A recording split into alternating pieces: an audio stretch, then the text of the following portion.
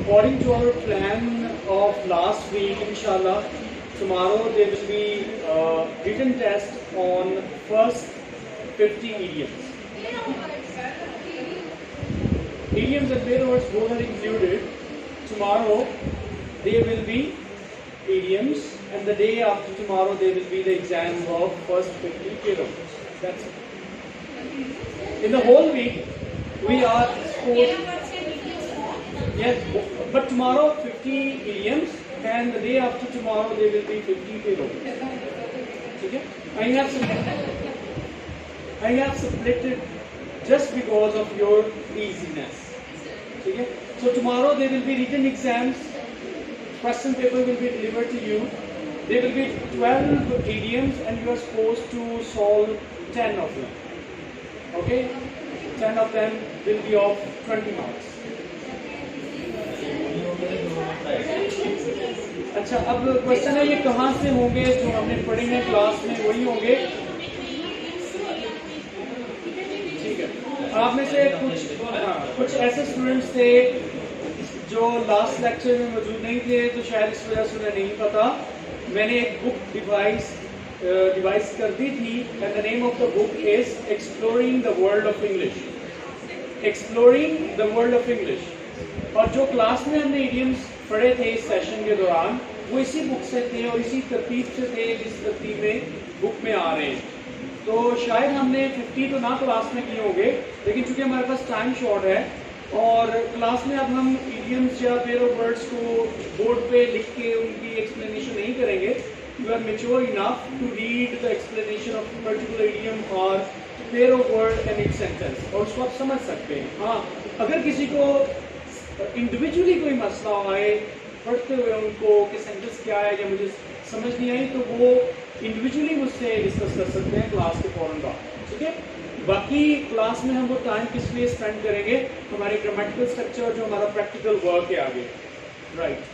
और आपको पता है कि आपके आई थिंक नवंबर के मिड में या सेकेंड वीक के स्टार्ट में आपके एग्जाम्स हो रहे हैं। हमारे पास टाइम चूँकि शॉर्ट है, तो हमने ज़्यादा प्रैक्टिकल वर्क के ऊपर भी फोकस करना है। Right, so tomorrow it is short. Those who are regular attendants but they are not present today by any reason, आप उन तक की मैसेज कन्वे कर दीजिएगा। वैसे मैं उस्मान साहब से भी कहूँगा कि वो आपके व्हाट्सएप ग्रुप में मैसेज कर दें, first 50 idioms from exploring the world of English, ठीक हो गया? Tomorrow और day after tomorrow pair of words, 50 pair of words, right?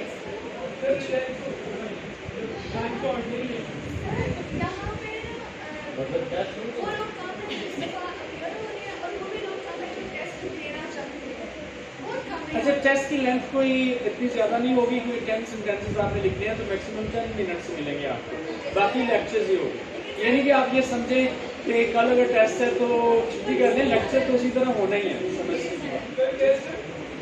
Ji?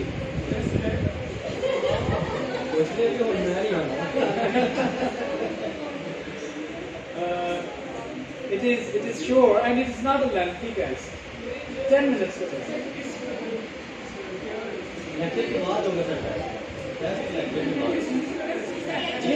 I haven't decided for myself.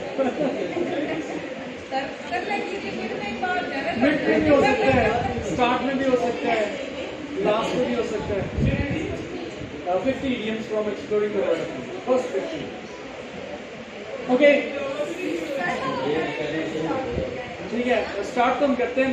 I also know that you are having chit chat not to relax yourself.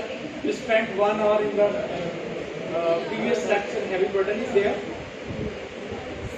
So, should we start now? Yes. Okay.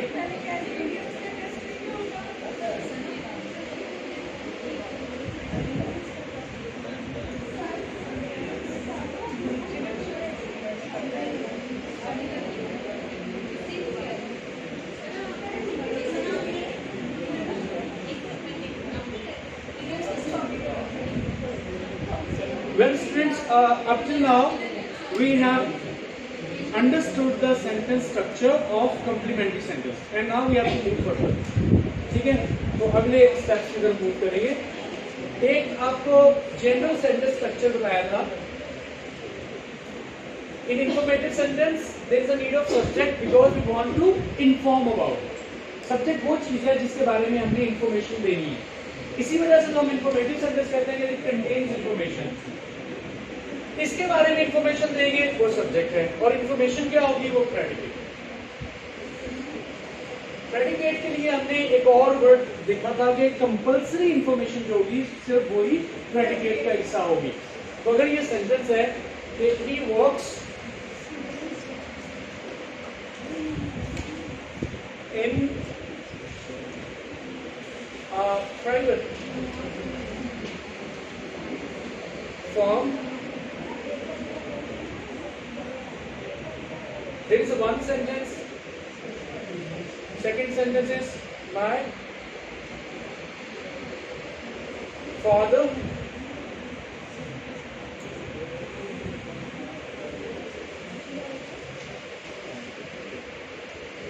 advises me to work hard.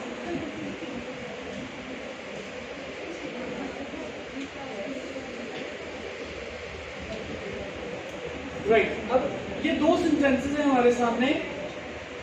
The very first sentence हम किसके बारे में information दे रहे हैं? एक के बारे में. मैं कहता हूँ he, so you ask what about he? तो उसके बारे में क्या information? He works. वो काम करता है. ठीक है. In a private firm ये उसकी extra information है. My father, that is a subject matter I'm going to talk about him.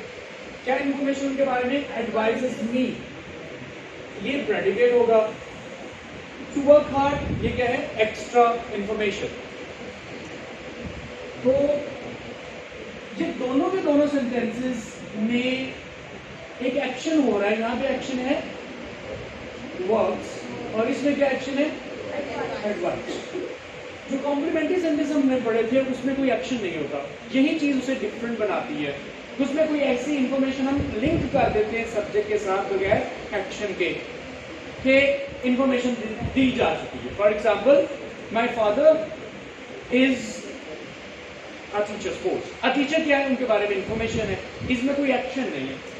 ठीक है. लेकिन ये तो क्या आ गए? हम एक्शन आ गए. अब यहाँ पे गौरतलब जो बात है कि ये वाला एक्शन वर्क्स किसने किया है? ही ने किया है. एडवाइस किसने किया है? फादर ने किया है. इसका मतलब क्या हुआ कि जिस बंदे ने ये एक्शन किया है वो इस एक्शन से पहले है. ठीक है. तो हम क्या कहेंगे? अगर परफॉर्मर एक्शन से पहले होगा उसके लिए क्या सिचुएशन होगी? वो कौन सा सेंटेंस होगा? और अगर ऐसा सेंटेंस जिसमें एक्शन का परफॉर्मर उस एक्शन से पहले यूज नहीं होगा, जैसे मैं कहता हूं कि अ वॉल इज पेंटेड. यही सेंटेंस है मेरा, नथिंग एल्स. द वॉल कह लें. अगर मैं स्पेसिफिक वॉल की इसी की बात कर रहा हूं तो द कह सकते हैं. किसी कोई भी जनरल वॉल है तो वो a wall. Depending on need we can use the. अच्छा, द वॉल इज पेंटेड. अब क्या मुझे आप बता सकते हैं कि सेंटेंस में सब्जेक्ट कौन है? एक आवाज आ जाए. सब्जेक्ट कोई भी नहीं है. सब्जेक्ट के लिए गौर से फिर डेफिनेशन सोच लें. Subject is something about which we provide information. ऐसी चीज जिसके बारे में हम इंफॉर्मेशन देंगे वही सब्जेक्ट मैटर है. सब्जेक्ट का मतलब कोई काम करने वाला नहीं है. सब्जेक्ट से क्या मुराद है? Subject means topic. Topic for discussion. इस सेंटेंस में कौन सा सब्जेक्ट है? वॉल है सब्जेक्ट. अब काम क्या? So it means it's a subject. जैसे my father is a subject है, इनके बारे में इंफॉर्मेशन दे रहे थे. ही यहाँ पे सब्जेक्ट है, इसके बारे में इंफॉर्मेशन दे. अब ये जो इंफॉर्मेशन है किस पेंटेड है? किसके बारे में? वॉल के बारे में. ये सब्जेक्ट है. इज पेंटेड ये प्रेडिकेट है हमारा. और पेंट एक एक्शन भी मौजूद है. लेकिन गौर करने की अब बात है कि एक्शन से पहले, जैसे कि पिछले दो सेंटेंसेस में माय फादर और ही, ये इस एक्शन के परफॉर्मर्स थे. क्या वॉल परफॉर्मर है? पेंट जो वॉल ने किया ये परफॉर्मर नहीं है। इसका मतलब इधर एक्शन तो है लेकिन इसमें परफॉर्मर नहीं है, ना इधर यूज हुआ है ना इधर यूज हुआ है। ठीक हो गया। तो जब परफॉर्मर इधर नहीं है, सेंटेंस भी ठीक है, तो फिर हम ऐसा सेंटेंस जिसमें परफॉर्मर एक्शन से पहले नहीं होगा उसका क्या नाम होगा? उसका नाम पैसिव होगा। और अगर परफॉर्मर एक्शन से पहले है तो उसका नाम एक्टिव है। अब इसके बारे में आप रीजंस भी देख लें। एक्टिव मींस एनर्जेटिक और पैसिव मींस लेजी। जब हम कहते हैं ना आई हैव पैसिव वोकैबुलरी, इसका मतलब होता है वर्ड्स तो माइंड में है लेकिन मैं उसे यूज करते हुए वो सामने नहीं आते, यूज टू नहीं है आप, तो वो वोकैबुलरी कौन सी होगी? पैसिव। एक्टिव वोकैबुलरी कौन सी है? वो वाले वर्ड्स जो आप राइटिंग करते हुए आपके ज़हन में आते ही आप उनको जोट डाउन करते जाएंगे। तो पैसिव का मतलब ही है लेजी। तो अब he is very passive person, तो बंदा बड़ा पैसिव है। इसका मतलब क्या है कि वो एक्टिव होकर अपना इजहार नहीं करता, चीजें अपने अंदर ही छुपाए रखता है, लेजी है, ज्यादा एनर्जेटिक नहीं है। Simple is that. अब हम बात करते हैं कि ये सेंटेंसेस का हमने नाम क्यों रखा है। एक्टिव सेंटेंस वो सेंटेंस है जिसमें परफॉर्मर एक्टिव होके फ्रंट पे आ जाता है। पैसिव सेंटेंस वो है जिसमें हमारा परफॉर्मर लेजी होता है। अब आई समझ बात कि एक्टिव और पैसिव में मेन डिफरेंस क्या है। डिफरेंस किस तरह से? If the performer is given importance, it is used before the action, it has energetic role, so it is called active sentence. और अगर परफॉर्मर का रोल कैसा है? परफॉर्मर के दो रोल्स हो सकते हैं, गेट टोटली निग्लेक्शन, इसके अंदर कोई है परफॉर्मर? नो। लेकिन अगर मैं कह भी दूं कि the wall is painted bye a worker, a labourer, तो अब फिर भी ये पैसिव ही रहेगा। इधर मेंशन तो किया लेकिन बहुत लेजी है। लेजी इतना है कि हमने उसे इंपॉर्टेंस ही नहीं दी, सेंटेंस के एक्शन के बाद यूज कर रहे हैं। और लेकिन अगर उसे यूज ना भी करें, सेंटेंस के सेट पे कोई असर नहीं पड़ता। अब आपको एक और चीज समझ आ जाएगी कि प्रेडिकेट्स किसे कहते हैं? Necessary information. परफॉर्मर का पैसिव सेंटेंस में मौजूद होना कंपल्सरी नहीं है। जो आपने पुराने रूल्स देखे थे कि पैसिव ये होता है कि सब्जेक्ट को एंड पे ले जाओ, ऑब्जेक्ट को शुरू में ले जाओ, ये पता नहीं कहां से रूल आए हुए। पहली बात यह है कि सब्जेक्ट वो चीज है जिसके बारे में हमें इंफॉर्मेशन देते हैं। हम इसे ये नहीं कह सकते कि सब्जेक्ट के बगैर बाई अब वर्कर ना भी यूज करूं तो सब्जेक्ट के बगैर ये सेंटेंस, ऐसा नहीं है। Subject matter means a topic is there. हाँ, हम ये कहेंगे performer is present in the beginning, then it is active. If it is not present in the beginning, before action, या तो टोटली खत्म हो जाए क्योंकि परफॉर्मर जो है नेसेसरी पार्ट नहीं है। ठीक है, नेसेसरी पार्ट इतना ही है। ये जो बाई वर्कर है ये क्या है? EOP, जो मैंने ऑलरेडी आपको एक लेक्चर में बताया था कि अगर हम प्रेडिकेट के बाद इंफॉर्मेशन देंगे वो एक्सटेंशन ऑफ प्रेडिकेट है और वो सेंटेंस में ना भी हो, सेंटेंस फिर भी ठीक हो गया, कंप्लीट हो गया। अब हमने पैसिव के बाद, अच्छा अब यहाँ पे स्पेस खाली है। अब हम ये सोचते हैं कि अगर पैसिव बनाना है तो क्या फिर एक्शन से ही सेंटेंस बना लें? नहीं, किसी ना किसी चीज की जरूरत है। अच्छा, एक चीज मैंने आपसे कही थी कि हमारे पास जब हम ट्रांजिटिव वर्ब्स पढ़ते हैं, अब इसका फायदा भी आपको आज पता चल जाएगा ट्रांजिटिव के बारे में जानना कि ये ट्रांजिटिव है और इंट्रांजिटिव है, उसका फायदा क्या हो। ट्रांजिटिव वर्ब क्या है? जो ट्रांजिशन कर सके, वही ट्रांजिटिव वर्ब होता है।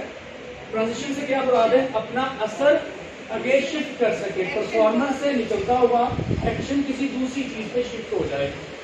जिस चीज पे शिफ्ट होता है अगर वो एक्टिव सेंटेंस है तो वो एक्शन के बाद आती है, उसको हम कहेंगे रिसीवर, क्योंकि उसने एक्शन का असर रिसीव कर दिया है। अगर तो ट्रांजिटिव वर्ब है तो उसका रिसीवर, ये एक्शन ट्रांजिटिव होना चाहिए तो फिर रिसीवर आएगा, और अगर ट्रांजिटिव ना हो तो फिर रिसीवर नहीं होता। जैसे he works, जो वर्क है वर्क का कोई किसी के असर नहीं है। जैसे I teach students, ये वर्ब्स उधर का उधर ही है। ये जो है इन अ प्राइवेट फर्म, ये कोई रिसीवर नहीं है, ये तो सिर्फ एक जगह बता दी। अगर मैं कह दूं कि my father advises me in my house, तो इन माय हाउस सिर्फ जगह है। तो यहां पे आपने देखा कि ये एक्शन का कोई रिसीवर नहीं है। इधर इस एक्शन ने किसी रिसीवर किस चीज ने एक्शन को रिसीव किया बताएं तो सही सेंटेंस में कोई आएगी नहीं। ये एडवाइस किसने रिसीव की है, तो ये इसका रिसीवर मौजूद है। तो अब क्या हर एक एक्टिव सेंटेंस का पैसिव बनेगा? पैसिव के लिए हमें यहां पे इस रिसीवर की जरूरत है। और अगर ऐसा सेंटेंस जिसका रिसीवर होता ही नहीं है, वो कौन से होंगे? Intransitive verbs.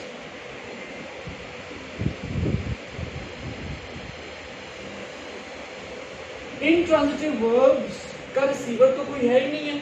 जब किसी सेंटेंस के अंदर जो एक्टिव हो रिसीवर मौजूद ही ना हो, उसका पैसिव भी नहीं बना सकते। रिसीवर मौजूद होने की शर्तें देख लें। अगर एक्टिव सेंटेंस है तो उसमें रिसीवर होने की हमें कैसे पता चल जाएगा? हम इसे क्यों नहीं रिसीवर समझ रहे? ठीक है, हम इसे भी तो रिसीवर कह सकते हैं। फर्म एक नाम है, हम इसे रिसीवर समझ लें। और अक्सर ऐसा स्टूडेंट करते हुए जब सेंटेंस बनाते हैं तो वो गलत ही बना रहे होते हैं। अब रिसीवर होने के लिए शर्त, एक तो मीनिंग की शर्त है कि आपको पता हो कि हाँ किस चीज ने एक्शन रिसीव कर लिया, ये उसका मीनिंग है, थॉट वाइज। दूसरा, रिसीवर के लिए शर्त ये है कि वर्ब के फौरन बाद अगर कोई नाउन फ्रेज है एक्टिव सेंटेंसेस में तो वो ही रिसीवर होता है। अगर एडवर्ब आ गया वर्ब के बाद, जैसे मैं कहता हूं कि ही वर्क्स हैप्पीली, ये जो वर्ड यहां पे मैं ऐड कर रहा हूं वर्क्स के बाद, वो क्या कर रहा हूं? हैप्पीली। हैप्पीली तो कोई नाउन नहीं है, ये तो एडवर्ब है। एडवर्ब की हमने सारी डिटेल पढ़ी थी। एडवर्ब क्या होता है कि जो एक्शन का मैनर बताएगा, किस तरह काम किया, काम करने की एक्सप्लेनेशन है। तो अब ये ना समझे कि हैप्पीली कोई रिसीवर है, इसको शुरू में ला के हम पैसिव बना लेंगे। तो हमें पैसिव बनाने के लिए किस थॉट की जरूरत हुई? किसी ना किसी रिसीवर की, तब हम इसको यूज कर सकते हैं। अच्छा, तो क्या फिर किस चीज ने लगा के फिर की है? पैसिव रिसीवर की। ठीक है, यहाँ पे रिसीवर ही हमारा सब्जेक्ट मैटर है, इसलिए। अच्छा, ये पेंट, किस चीज को पेंट किया गया है? तो एक्टिव में परफॉर्मर से मुराद क्या है?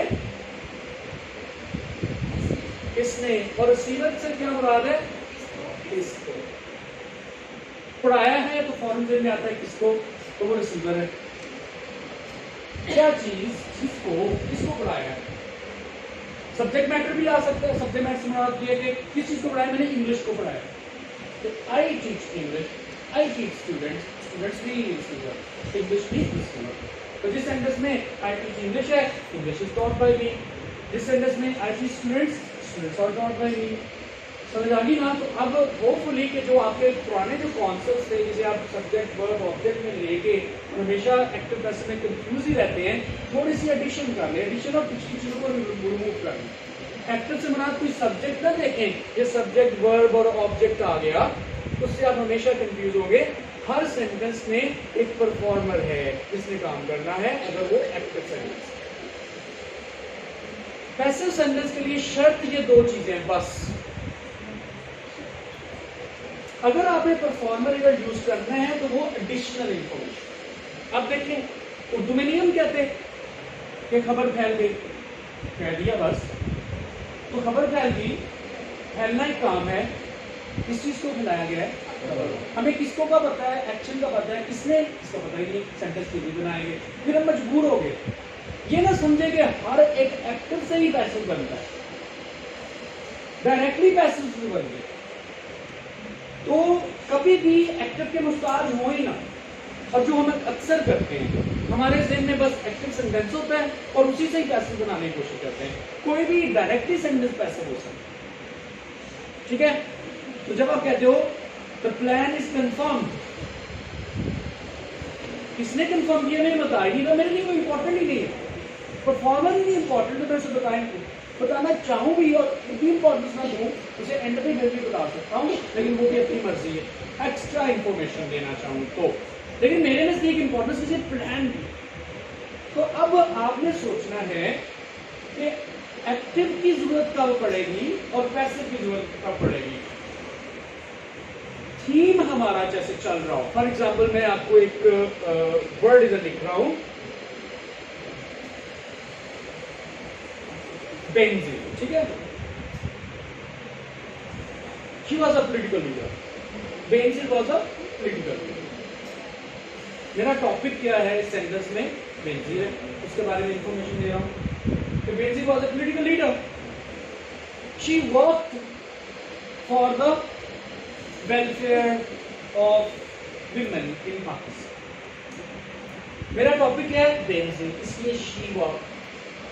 She was killed unfortunately she was killed by a terrorist. अब 3 सेंटेंसेस मैंने बोले, मेरा टॉपिक यही था। Benzene was a political leader, complimentary sentence है। She worked for the welfare of women. मैं ये तो नहीं कहूँगा कि अगले सेंटेंस में a terrorist killed her। 3 sentence अगर मैं बना दूं कि benzene was a political leader, she worked for the welfare of women means or welfare of women, a terrorist killed her। जब मैं कहूँगा terrorist killed her और she was killed by a terrorist, बात तो सेम है, लेकिन मैं क्या करूँगा, अगर कह दूँ terrorist killed her तो मैं सीन को डैमेज कर दूँ। एक नेचुरल रिक्वायरमेंट होती है एक्टिव की या पैसिव की। हमें पता है कि टॉपिक मेरा बेंजीन है, इसे मेंटेन रखना है। फिर जैसी इंफॉर्मेशन होगी, अगर तो ये इंफॉर्मेशन है कि टेररिस्ट ने उन्हें मार दिया था, कत्ल कर दिया था, ये भी कह सकता हूँ, लेकिन मेरा टॉपिक चूंकि कौन सा चल रहा है बेंजीन, मुझे क्या कहना चाहिए, शी वाज किल्ड, मारने वाला तो टेररिस्ट ही। अब ये समझ कि अब मर्जी से भी नहीं लिखते एक्टिव या पैसिव, एक नेचुरल रिक्वायरमेंट जनरेट हो जाती है। यहाँ पे एक्टिव की जरूरत है, यहाँ पे पैसिव की जरूरत है, तब आपके क्या ऐसे राइटिंग में, पैराग्राफिंग में एक फ्लो आएगा। तो जैसे ही आप अपनी मर्जी से एक्टिव या पैसिव लाओगे और वो नेचुरल रिक्वायरमेंट नहीं है, वहां पे थीम डैमेज होता है। बात तो आपकी समझ आ रही है, ग्रामर भी ठीक है तीनों सेंटेंसेस की, लेकिन वो थीम का जो फ्लो है वो गया। Hopefully now it is clear what is active, what is passive, and what is their role in using a flow of thought in the sentence. ठीक हो गया? तो अब हमें क्या हर एक पैसिव का एक्टिव बनेगा? नो। अब मैं फर्स्ट नंबर यही सेंटेंस यूज करता हूँ, द वॉल इज पेंटेड। मेरे पास इंफॉर्मेशन इतनी है, मेरे पास पता, मुझे पता है एक्शन भी मौजूद है और एक्शन किसको किया गया ये भी पता है, और मेरे पास इंफॉर्मेशन नहीं है कि मैं सिर्फ और सिर्फ मजबूर हूँ, हेल्पलेस हूँ, सिर्फ पैसे भी बन सकता है क्योंकि रिसीवर है इधर। मैं इसको एक्टिव बनाऊंगा तो क्या करूंगा, मेरे पास परफॉर्मर ही नहीं है, क्योंकि एक्टिव की सबसे बड़ी जरूरत परफॉर्मर, उसके बगैर एक्टिव नहीं बनेगा। ठीक है, अगर मेरे पास 3 चीजें हैं, परफॉर्मर भी है, एक्शन भी है, रिसीवर भी है, फिर मैं एक्टिव भी बना सकता हूँ, पैसिव भी बना सकता हूँ। लेकिन अगर मेरा थीम पीछे कौन सा चल रहा है, जिसके बारे में बात कर रहा हूँ, उसको डैमेज नहीं कर, ठीक है। जैसे मेरे पास तीनों चीजें थी, किसने मारा है, टेररिस्ट ने, एक्शन भी है किल करने का, किसको मारा है ये भी पता है, रिसीवर भी पता है, लेकिन मैं अगर ये यूज करूं terrorist killed her, flow disturb. Is it clear? Right,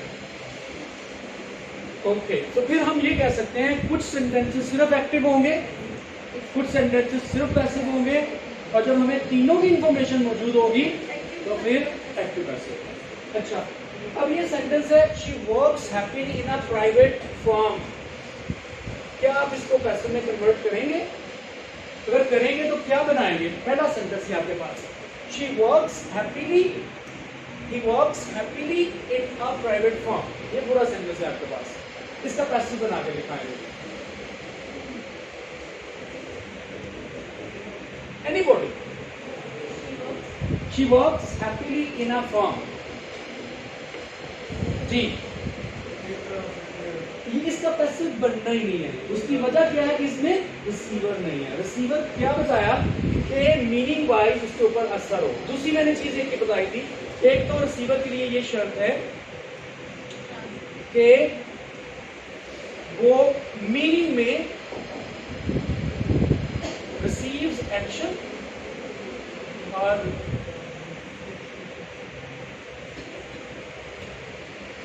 करेगा,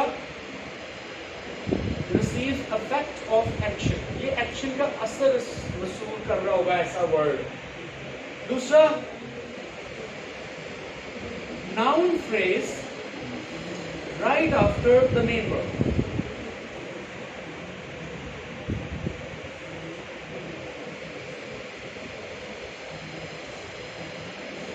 नाउन फ्रेज, और जो नाउन फ्रेज हमने ऑलरेडी पढ़ी हुई थी उसकी सारी वर्ब के फौरन बाद अगर कोई नाउन फ्रेज एक्टिव सेंटेंस में यूज हो रही है तो वो ही रिसीवर, राइट। सो ये दो चीजें। अब ये देखिए, वर्ब तो था वर्क्स, ये मेन वर्ब है। इसके बाद हैप्पीली दो नाउन फ्रेज है, ये समझ लीजिए इसमें रिसीवर। नाउन फर्म है लेकिन राइट आफ्टर नहीं यूज होगी। जब मैं कहूंगा he established,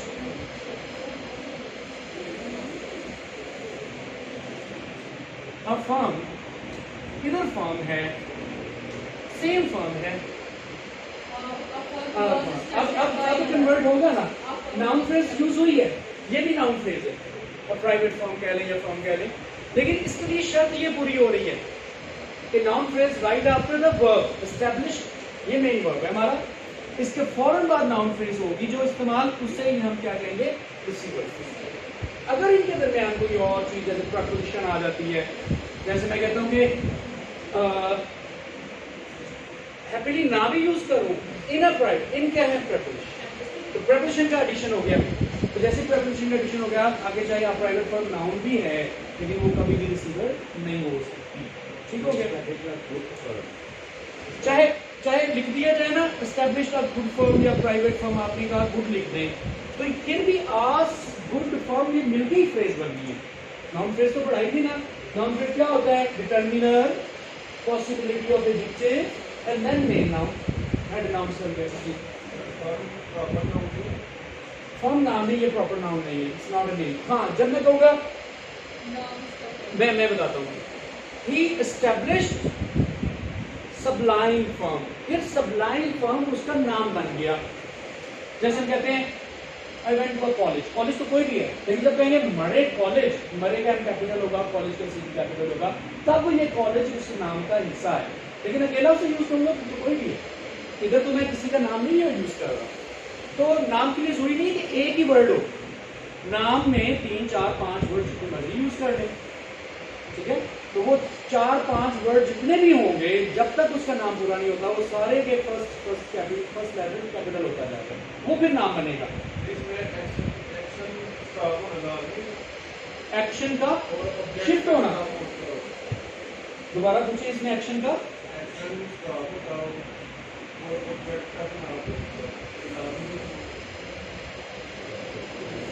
एक चीज समझ लें, अगर इसकी समझ आ गई, अगर तो एक्शन का इफेक्ट दूसरी चीज पे शिफ्ट हो रहा है मीनिंग में, और वो नाउन फ्रेज ही होगी नाउन फ्रेज पे शिफ्ट होता है, तो वो ही रिसीवर है। अब आपने जो इसमें अगर नहीं समझ आई तो पूछे, या आपका क्या क्वेश्चन है, आप मुझे क्लियर भी हुआ कि आप कहते हो एक्शन स्टॉप होता है।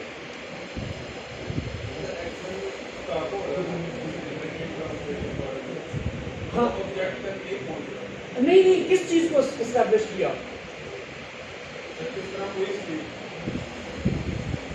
नहीं, आप देखिए रिसीवर क्या चीज है, उर्दू में लेकिन किस चीज को, किसको, तो किसको एस्टैब्लिश किया। अगर वो पास्ट का जिक्र है तो नो प्रॉब्लम, रिसीव तो वही हुआ था, अब नहीं हो एस्टैब्लिश कर रहा ना, ये तो फिर प्रेजेंट कॉन्टिन्यूस परफेक्ट की बात हो जाएगी कि वो अब भी काम हो रहा है या काम होना खत्म हो गया, लेकिन अगर खत्म भी हो गया तो उस वक्त तो उसने रिसीव किया था ना, वो तो पास्ट प्रेजेंट की बात है, ठीक है। द चिल्ड्रन आर लाफिंग, ठीक है। अब मुझे बताएं, जब आप कहते हो चिल्ड्रन आर लाफिंग, लाफ किसने क्या लगाया, चिल्ड्रन ने, असर किसके ऊपर है, चिल्ड्रन के ऊपर, इसमें ऑब्जेक्ट नहीं है, बिल्कुल ठीक बात आपकी। हाँ बिल्कुल, ये स्टॉप हो रहा है, इसका पैसिव भी नहीं बनेगा, इसका पैसिव भी नहीं बनेगा, सिंपल इज दैट। यही तो बात कह रहा हूँ कि अगर रिसीवर होगा तभी उसका पैसिव बनेगा। अगर और किसी में कंफ्यूजन है तो आप क्लास में के बाद अच्छा, so hopefully it is clear to you. So अब हमारे पास दो चीजें बिल्कुल वाज़ेह हैं। कॉम्प्लीमेंट एक्टिव में performer in the beginning, passive में performer at the end. End नहीं कहेंगे वर्ब के बाद। अच्छा, ही एस्टैब्लिश्ड अ फर्म। आपने सेंटेंस क्या इसका बनाया था? वैसे आपने बनाया था जी। Okay, a firm was established by him. अच्छा, he established a firm in Pakistan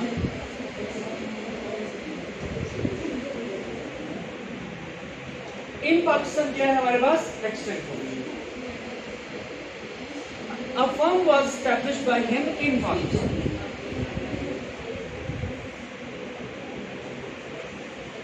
जो ये चीज अभी मैं बताना चाह रहा हूं वो ये बताना चाह रहा हूं इन तीनों चीजों के अंदर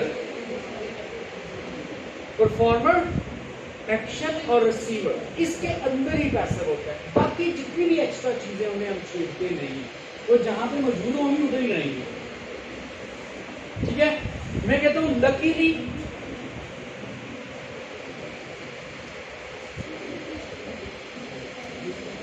luckily comma is establish a firm.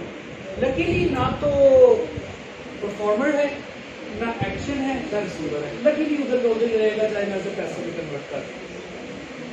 तो luckily a firm was established by him. Is that clear? तो एक्स्ट्रा चीजों को हम नहीं छेड़ते। एक्टिव पैसिव की जो नेचर है वो इसके अंदर है। इसको रेस कर दूं, आगे मूव करें।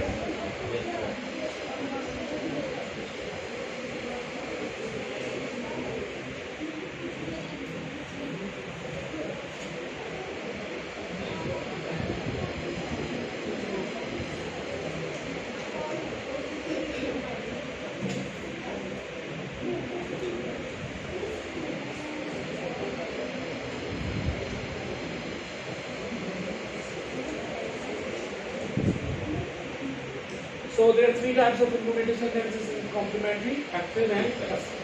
And now we are going to move towards the detail of active and passive. एक चीज पैसिव में मूव करने के लिए आपको बी का पता होना चाहिए। ठीक है, फर्स्ट फॉर्म ऑफ बी क्या है? Second form was, third form be, fourth form be. चले एक टू बी उसका इंफिनिटिव। Now we are moving towards active sentences.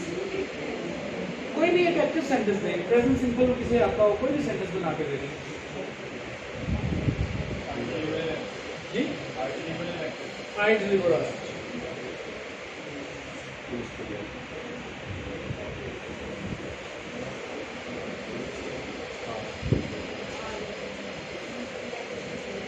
I deliver lectures.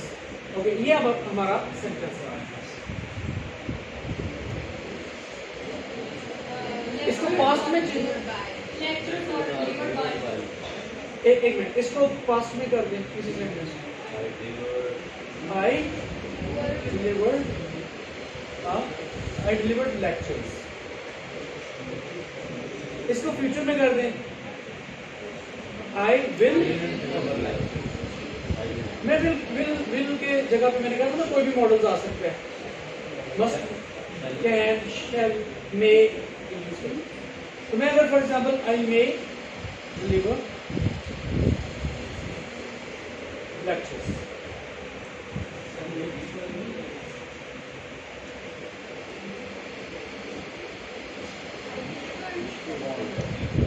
ये आपके पास सेंटेंस, तीन सेंटेंसेस हैं: present simple, past simple and future.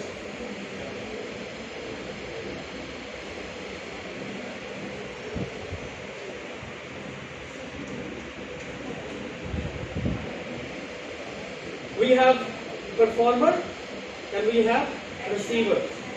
Action is also there. Performer same ही है और receivers भी सेम है। ये तो बेसिक चीज आपको पता है कि पैसिव किससे स्टार्ट होगा, रिसीवर से। किसको डिलीवर किया, लेक्चर्स को डिलीवर किया, ठीक है। तो आप पैसिव के लिए क्या होगा, एक स्ट्रक्चर है हमारे पास, receiver plus helping verb plus verb third form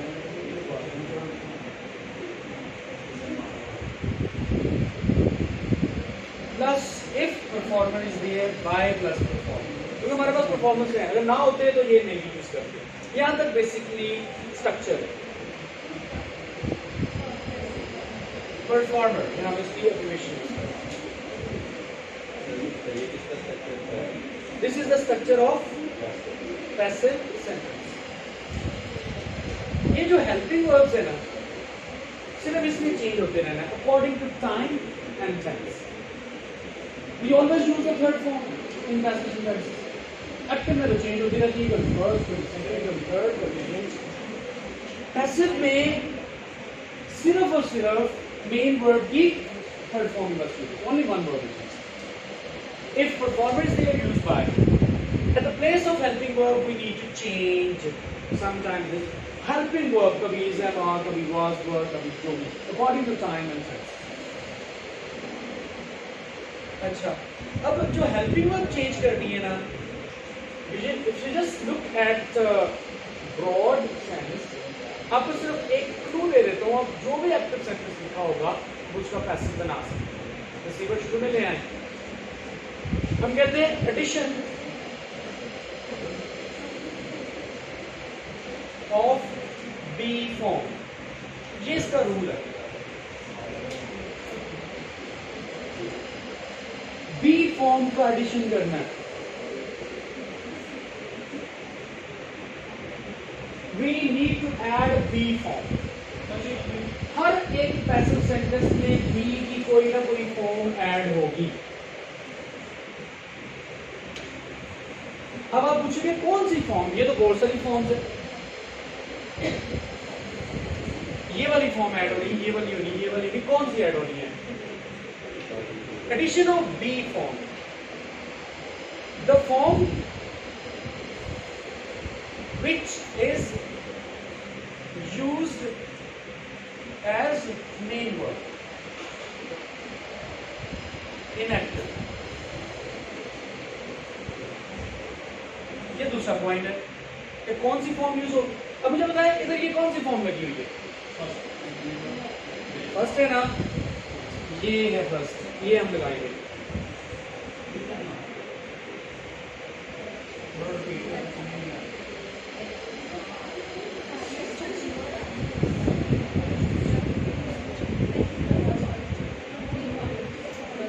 दोबारा दोनों चीजें बता देता हूँ, कोर्स इसमें टाइम लगेगा, लेकिन ये अगर आप समझ गए ना, आपका हमेशा के लिए कैसे सारे एक्टिव। एक चीज, किसी ना किसी बी फॉर्म का इजाफा होना है, और बी फॉर्म यही है।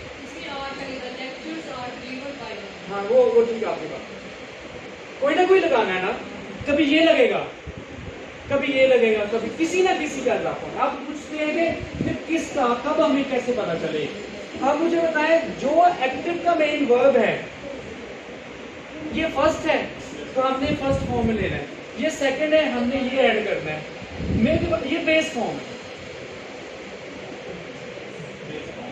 चूंकि ही भी आ जाए ना, ही में डिलीवरी होगा, एस वाली फॉर्म तो नहीं ना लगाते, एस वाली फॉर्म तो सिर्फ और सिर्फ प्रेजेंट सिंपल की है ना, वो पहले मैं आपको डिस्कस कर चुका हूं।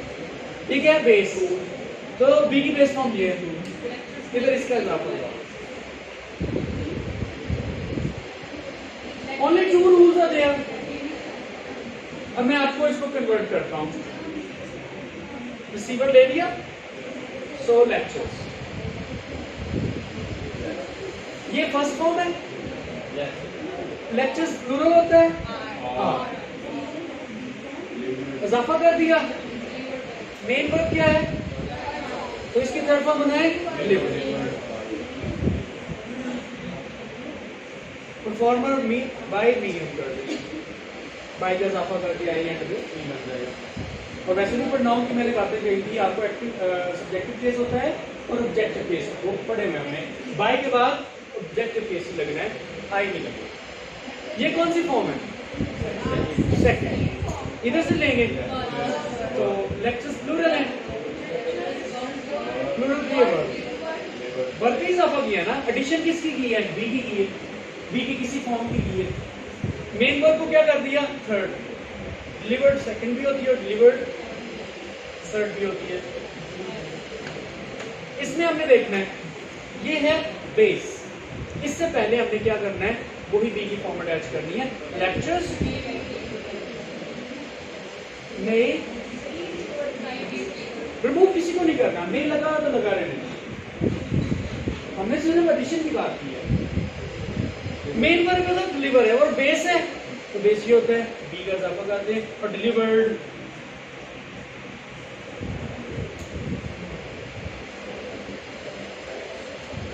यही टू रूल है पीछे का, only two rule. Addition of be form, कैसी be form?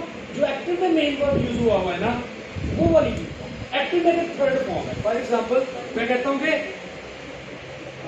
I have written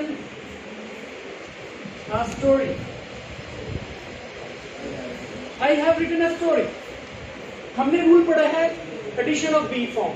कौन सी बी फॉर्म? जो उधर मेन वर्ब लगा हुआ है वो वाली बी फॉर्म। रिटन इधर थर्ड फॉर्म है तो हमने किसका इजाफा करना है? yes. हटाना किसी को नहीं है, जो लिखे हुए हैं उधर लिखे रहेंगे। स्टोरी लिख दिया है, उसी तरह ही आ गया, इजाफा करना है ना। रिटन थर्ड फॉर्म है, बी की थर्ड फॉर्म क्या होती है? बी, तो हमने बी इधर ऐड कर दिया। ये ऑलरेडी थर्ड फॉर्म है, थर्ड फॉर्म उसी तरह ही रहेगी। हैव बीन रिटन बाय मी। जो मर्जी सेंटेंस आप बोलें, रूल्स यही अप्लाई होंगे पैसिव बनाने में।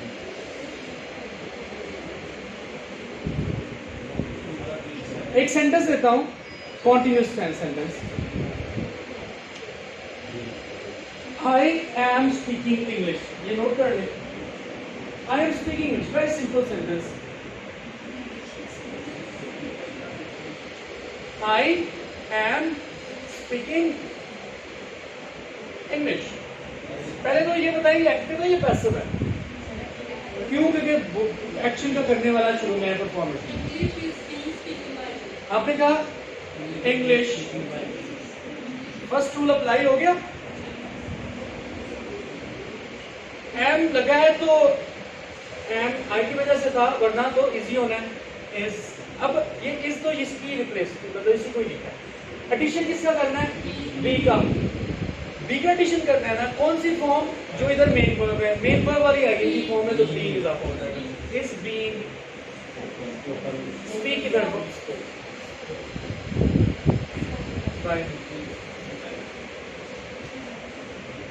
universal principles. They are applicable every active sentence to convert into passive. Only two rules are there. Passive में रिसीवर होगा तो ही पैसिव बनना है। अगर रिसीवर की हाँ, वरना वो एक्टिव ही पासिव होगा। ये भी बात आपको समझ में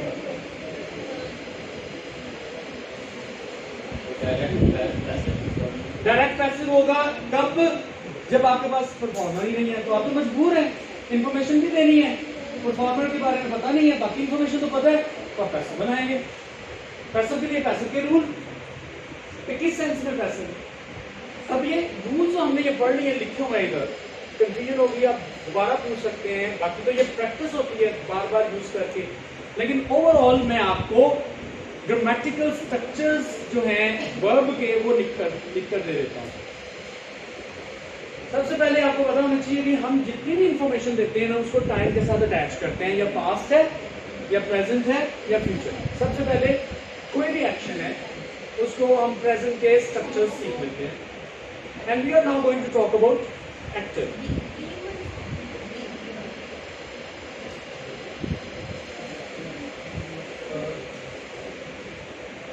एक होता है आस्पेक्ट, ग्रामर में हम पढ़ते हैं, अक्सर ग्रामर की बुक्स में मौजूद नहीं है जो हमारी जो लोकल है। आस्पेक्ट से क्या होता है ये देखिए, आस्पेक्ट वैसे तो उर्दू में आपको मतलब पता है ना, किसी कहते हैं पहलू, किसी की चीज का वो पहलू। ये डाइस आप देख रहे हैं, आपको इसका एक पहलू नजर आ रहा है, इसे मैंने ऐसे कर दिया है तो आप एक आस्पेक्ट इसका चेंज हो गया, रूप उसका एंगल चेंज हो गया। हम आस्पेक्ट में ग्रामर को क्या कहते हैं, एक्शन तो सेम है, जैसे पढ़ना है या लिखना है, लेकिन उसका पहलू क्या है, उसके पहलू में हम कहते हैं कि या तो वो एक्शन सिंपल है या वो कॉन्टिन्यूस। सिंपल में क्या है, एक्शन में कोई मूवमेंट है। मैं अगर आपसे कहूं कि आई स्पीक फ्रेंच, तो आपको तो नहीं पता कैसे बोलता हूँ, सिर्फ बात ही कही, एक्शन तो मौजूद है। इसमें अगर कोई डिटेल नहीं है कि कैसे मैं बोलता हूँ, जिस वजह से उसे सिंपल कह लें। हमने पढ़े होंगे, कहा लिखा जाता है कि प्रेजेंट सिंपल टेंस, सिंपल क्यों से कहते हैं? सिंपल कहने की वजह यही है कि उसमें कोई एक्शन की डिटेल करनी है पता। कॉन्टिन्यूस क्या है, उसमें प्रोसेस आ जाता है, वो डिटेल है, एक्शन के साथ उसकी डिटेल है, वो क्या है, प्रोसेस है। जब मैं कहूँगा I am speaking English and you know how I am speaking and you are just listening, so it means something is in front of you and that is the feature which we know, so therefore it's not a simple। आमतौर पर इसे हम indefinite भी कहते हैं, और इन तीनों को डेफिनेट सेंटेंसेस कहेंगे। आपका तो इंडेफिनिट होता है, कॉन्टिन्यूस, बेटा जो कॉन्टिन्यूस है ना वो ही डेफिनेट। क्या डेफिनेट है, उसके बारे में पता है कि कैसे हो। तो जब मैं कहता हूँ कि ही रन्स फास्ट, आपके सामने तो नहीं रन कर रहा, वो तो एक बात कही है, ही इज रनिंग, हाँ आप देख रहे हो, ऑब्जर्व कर रहे हो, तो इसलिए डेफिनेट है, क्लियर है कैसे एक्शन हो। तो ये इंडेफिनेट का मतलब है कि उसकी पूरी परफॉर्मेंस के बारे में हम जजमेंट नहीं दे सकते कि कैसे किया, ये काम किया, ठीक हो गया, राइट। परफेक्ट में भी हमें एक्शन की डिटेल का पता है। कॉन्टिन्यूस में हम क्या कहते हैं कि एक्शन जब प्रोसेस में हो। परफेक्ट में हम क्या कहते हैं, जब एक्शन क्या हो, कंप्लीट हो, completion of action, that's a perfect. यहाँ पे सेंटेंस था, I have written a story, इसका मतलब अभी तो नहीं ना लिख रहा, वो एक्शन क्या है, खत्म कर लिया। आई राइट स्टोरी में एक्शन खत्म किया, ना लिख रहा हूँ, जो खत्म कर दिया उसे भी ऑब्जर्व कर सकते हैं लिखी कैसी है, इसलिए वो डेफिनेट है, ठीक है। चौथा एस्पेक्ट जिसे हम कहते हैं परफेक्ट कॉन्टिन्यूस।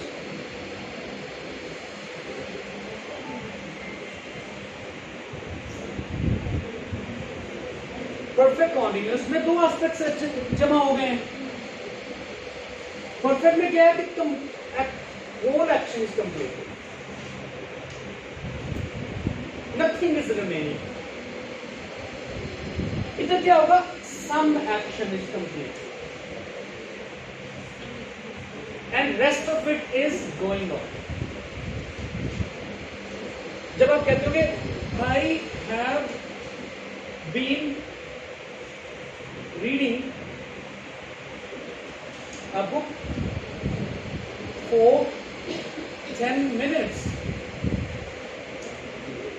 इस सेंटेंस में क्या है कि मैं 10 मिनट से किताब पढ़ रहा हूं। कितना काम मुकम्मल किया है, 10 मिनट, सारा नहीं, इसका मतलब सारा नहीं, और फिर भी पढ़ रहा हूं। कंप्लीशन ऑफ सम एक्शन, ये जो कंप्लीशन ऑफ एक्शन है ना, उसके लिए टाइम बताना पड़ता है। अगर कोई सेंटेंस इतना यूज करता है कि I have been reading a book, यहाँ पर फुल स्टॉप यूज कर लेता है, तो ये सेंटेंस ही गलत है। उसकी वजह यही है कि there is a need of time taking, कि हाउ मच कंप्लीशन। अगर आप इतना कहते हो कि I am reading a book for 10 minutes, Urdu में देखें क्या है, मैं किताब पढ़ रहा हूँ, मैं किताब पढ़ रहा हूँ। दोनों सेंटेंसेस उर्दू में पूरे हैं, लेकिन जैसे मैं कहूंगा मैं 10 मिनट से, फिर आपको यही यूज करना है, ये नहीं करना। जब आप 10 मिनट्स नहीं है तो ये गलत हो गया, इस सेंटेंस में कभी भी टाइम नहीं ऐड होगा। अगर आप कहते हो आई am reading a book for 10 minutes, तो मैं किताब पढ़ूं, आई am reading a book, 10 minute को have been am नहीं। इंग्लिश में जैसे ही टाइम का इजाफा होना है तो वर्ब का भी चेंज करना पड़ना है। उर्दू में ऐसा नहीं है। उर्दू में आप देख लें, मैं किताब पढ़ रहा हूं, मैं किताब पढ़ रहा हूं, मैं 10 मिनट का इजाफा किया, बाकी तो सेम है। लेकिन इंग्लिश में ये एक्सेप्टेबल नहीं है। इंग्लिश में जैसे ही आप उसकी कंप्लीशन का दुरानियां बताते हो, आपको स्ट्रक्चर चेंज करना पड़ता है। उसके लिए हमने हैव बीन यूज किया। तो ये 4 एस्पेक्ट्स ग्रामर में फॉल करते हैं, ये वर्ब में फॉल करते हैं, इसलिए वर्ब चेंज करना पड़ रहा है। एक्शन का एस्पेक्ट क्या है? एक पहलू उसका है कि वो एक्शन तो मौजूद है, लेकिन कैसे उसकी डिटेल नहीं बना, इसलिए उसे सिंपल कह रहे हैं। एक एक्शन ऐसा है जिसका प्रोसेस का पता है, उसे कॉन्टिन्यूस कह रहे हैं। चाहे वो पास्ट में होगा, ही वाज रनिंग या ही इज रनिंग, तो प्रोसेस में तो था वो, इधर प्रोसेस प्रेजेंट में। कंप्लीशन ऑफ एक्शन क्या है कि चाहे वो पास्ट में हो, he had book the ticket before sleep, सोने से पहले उसने किताब वो टिकट बुक कर ली थी। तो काम तो उसने मुकम्मल पास्ट में कर चुका था। अगर प्रेजेंट में कर चुका है, मुकम्मल है, तो I have book the ticket. Completion of action in present और पास्ट और मेबी इन फ्यूचर, तो उसके लिए हम कंप्लीशन ऑफ एक्शन कहते हैं। ये चारों के चारों एस्पेक्ट्स प्रेजेंट में भी मौजूद होंगे, पास्ट में भी और फ्यूचर में भी, राइट। परफेक्ट कॉन्टिन्यूस क्या है? Completion of some action. तो ये क्या है completion? Completion of whole action.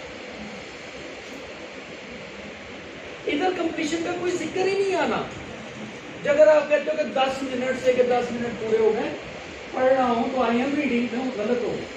इधर कंप्लीशन का कोई कितना टाइम कंप्लीट किया, there is nothing in the continuous tense. Okay, completion of some action and continuity of remaining action।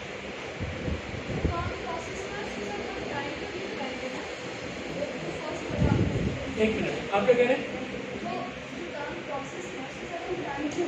Honey time, उसका मतलब ये है कि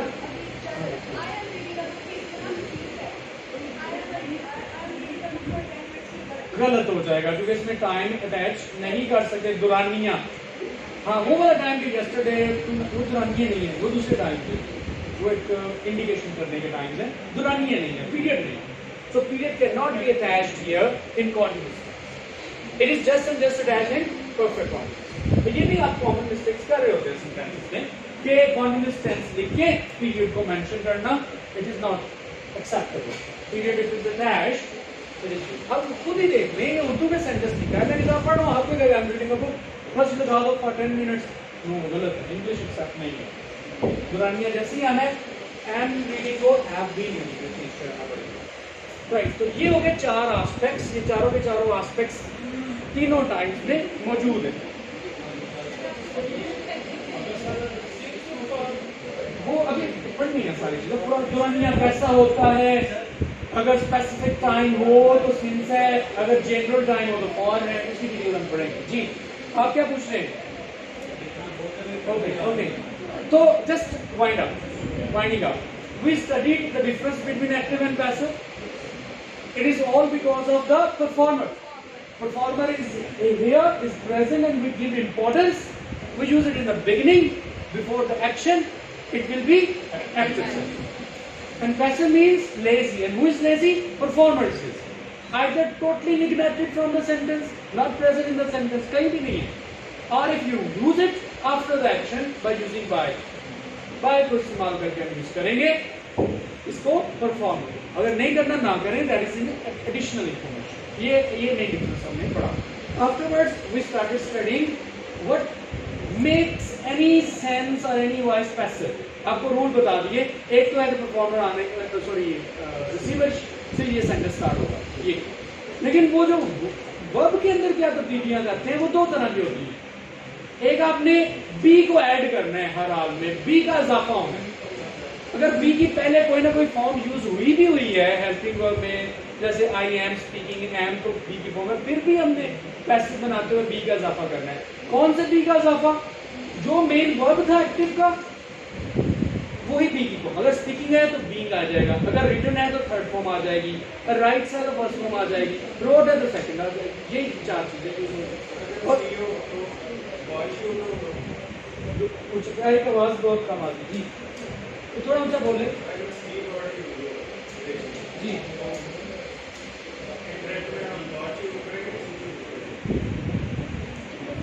सी, अच्छा अच्छा अच्छा अच्छा अच्छा, सी और वॉच की आप कुछ देखते हैं, मैं सी समुद्र समझता था। Okay, see and watch.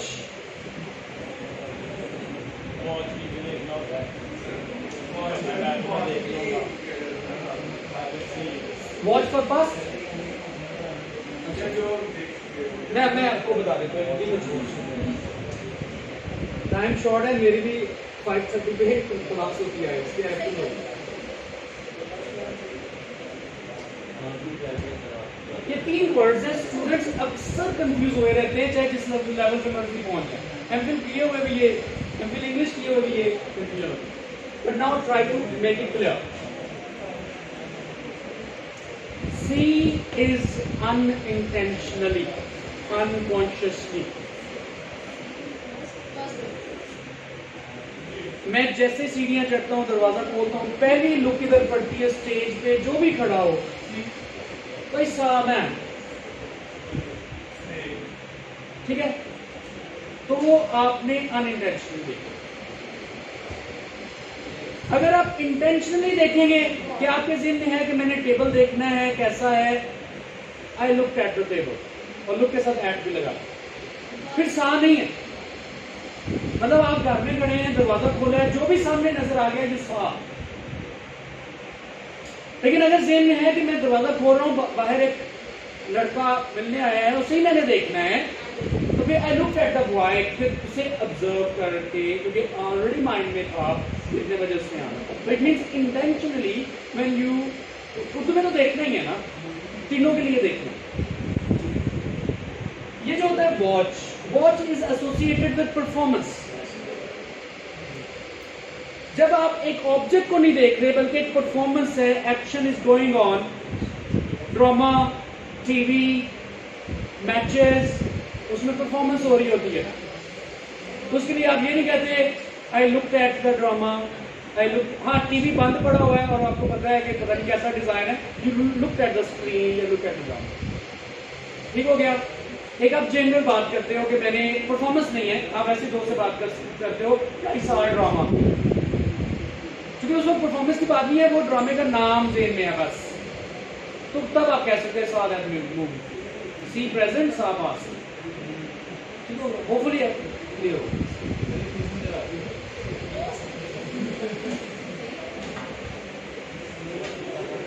Right, that's all I have to actually